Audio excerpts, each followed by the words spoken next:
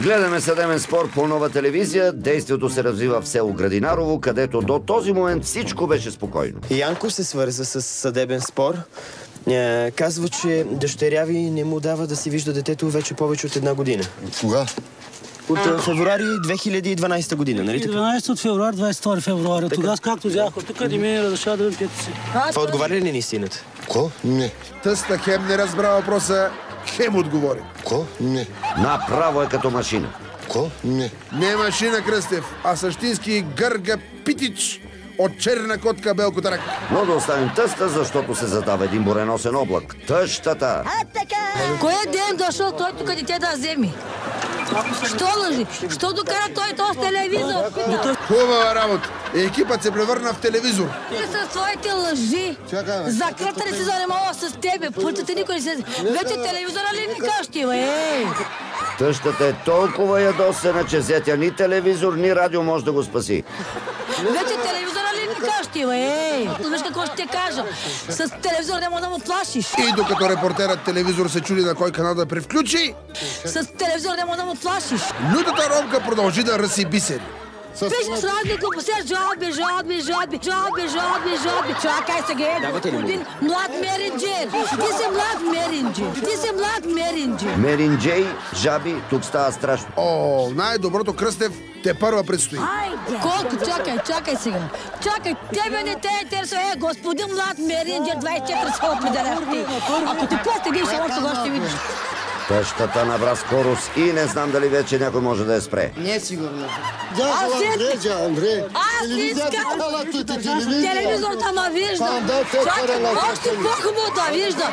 Аз не искам зет да ми е млад меринджер. Добре, менеджер не те интересува. Кръстев, единството добро до тук е, че разбрахме какво означава меринджей.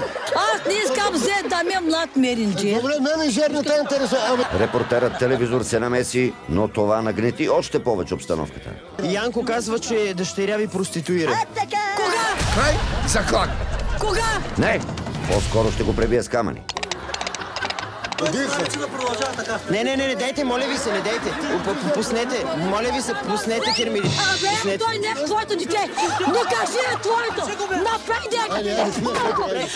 Ще чукне този телевизор. Това не могат да го укротят и в цирка. Ще чукне този телевизор. А кой е баща на детето? Кой е баща на детето?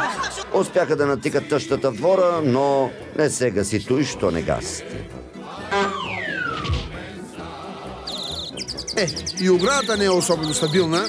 И след като нито стабилното заграждение, нито мъжа я спряха, ромката започна да си развява коня.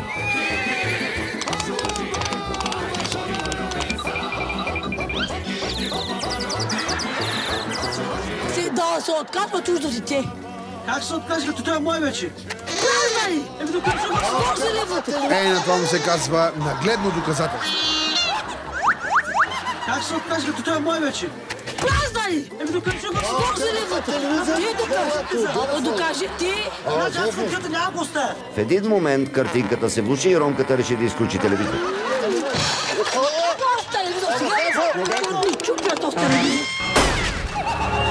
Всъщност, Малине, я пусни телевизора отново да видим най-добрите моменти.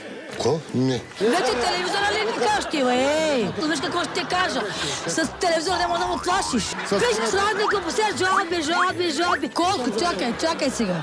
Чакай, тебе не те интересува. Господин млад меринджер, 24 са определяхте. Ако ти постигнеш, още ще видиш. Кога? Този телевизор сега. Чупя този телевизор.